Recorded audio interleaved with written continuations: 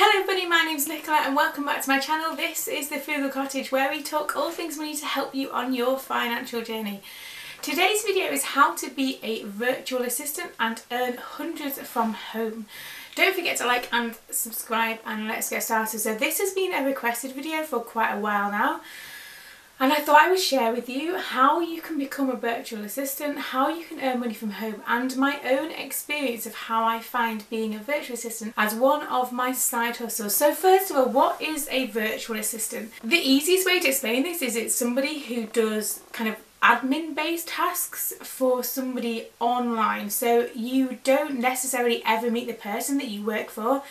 Everything that you do as a virtual assistant is online, via either a computer, a laptop, or a device that you can kind of work on. Hence the virtual bit of the title. I guess in a way you could think of it as being like a personal assistant for somebody, but via a computer screen. The bonus of it being a virtual assistant is that you can work from anywhere. You can do the work at any time, providing that you complete what the tasks are you are being required to do. And the kind of things that you can offer as services to clients can vary massively from person to person. And honestly, everybody I feel has a skill that they or you could offer as a virtual assistant. Everybody has something that they're good at that someone else is potentially willing to pay for. And being a virtual assistant is about creating that service for someone so that it then becomes a solution for them, because you're creating an answer for their problem. And most of the time it's outsourcing tasks that they don't have time for, or that they don't particularly enjoy, or that they feel that someone else is better qualified to do that. And talking of qualifications, generally you don't need to have any qualifications to be a virtual assistant. However, obviously you are going to want to be able to do the services that you are offering to a potential client to a high standard. Offering different services may mean that you can kind of pitch to different people, but you need to make sure that as a virtual assistant, the work that you do is the work you say you're going to do, and you can do that on a deadline and to the quality that you and the client is happy with. And that's really important. There's no point in saying, oh yeah, I can write a blog post in French, when you can't do that. Yeah, you could use Google Translate, but that would come across as such, and it isn't fair on the client, because they're paying you to do something that you're not able to do. But also it's not fair on other people who can do that service really well, and you might be taking that work away from them. So when you're being a virtual assistant, you need to be honest about the kind of services that you can offer. But for example, copywriting, so writing blog posts, articles, advertisements, newsletters, is an in-demand service, especially like even more so now, because lots of businesses have had to go online. If you're good at writing and writing things in a concise way that people can understand and absorb and appreciate, then offer that as a service, because that is one of the easiest ways to kind of get in the door in terms of virtual assistant, is offering a service that you know you can do well, but also is in demand. But there are so many different things. If you are good at social media, and obviously all of us have different social media accounts on various things, mine are in the description box if you want to join me on any of those. But if you're good at organising social media, then perhaps you want to do social media management as part of your virtual assistant offering. That can be posting on, say, Facebook or Instagram, liking comments, replying to comments, scheduling things that you probably do in your day-to-day life anyway, but you're offering that as a service. You could do general admin tasks, you could do replying to emails, you could do pitching to companies, you could do data analysis, you could do data input. There are so many different things you can offer as a virtual assistant. I have written, because I've been a virtual assistant for quite a while now, I've written a handbook on all about how to be a virtual assistant. It gives you ideas for what you can offer, what to charge, how to market your services, and also how to get started. And I'll leave a link below to the description box about that if you want to look at that in more detail. But there are so many different things that you could probably offer as a day-to-day service to someone else, because we all use technology, and virtual assistant is using technology to your advantage for somebody else. And one of the main kind of hurdles, if you like, to being a virtual assistant is getting that first client, because once you've got that first client, you'll find actually lots of it comes from word of mouth, or if you kind of look at different kind of Facebook groups or watch out on Twitter and things, people post about needing virtual assistants fairly regularly. But getting that first one on board is the crucial step to being able to figure out how you like to work. Do you like to work best in the evening? Do you like best to work in the morning? Do you like best working in a chunk of time, getting it all done, or can you do it there as and when the client needs? You need to decide on what works best for you in terms of schedule. Now for me, I've been really lucky in the clients that I currently have and have been fairly flexible as to when they want me to complete the work. So I have most of the time completed that work on an evening once my 2 children are in bed, because I've got that time that I can focus then on offering that service. You can kind of set your own boundaries and say whether you prefer to work during the day, whether you're happy to work kind of on evenings, whatever.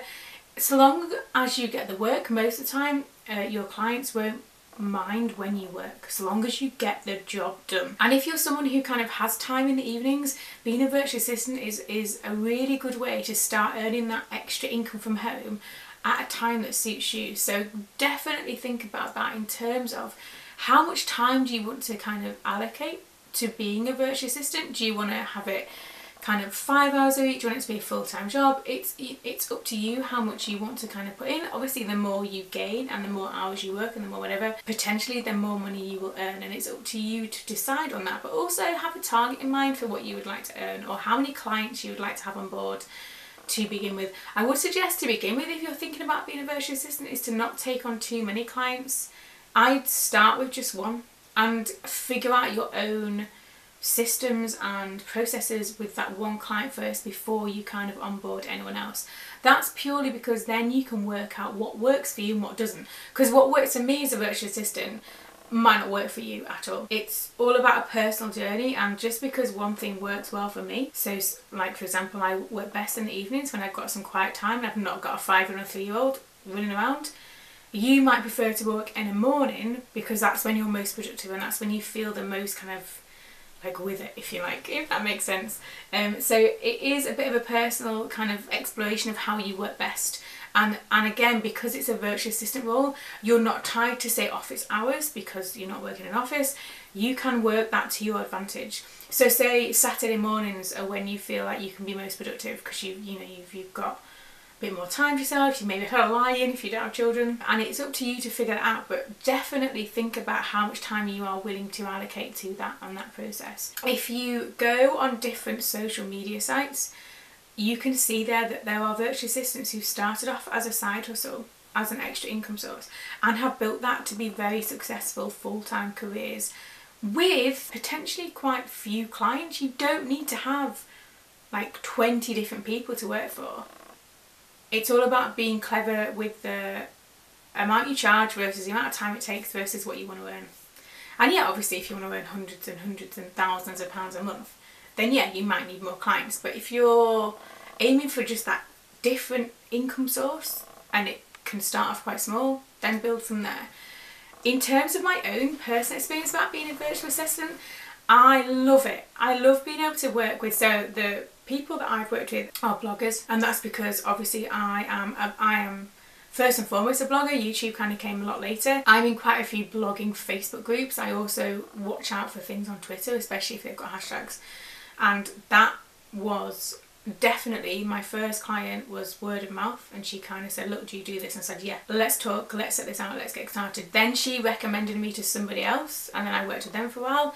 Somebody else then posted in Facebook, in our Facebook group, and I kind of responded and we kind of came up with a deal, and then it kind of goes from there. And so I've earned anything from like £50 a month to, I think the most I've earned in 1 month so far being a VA is like £600.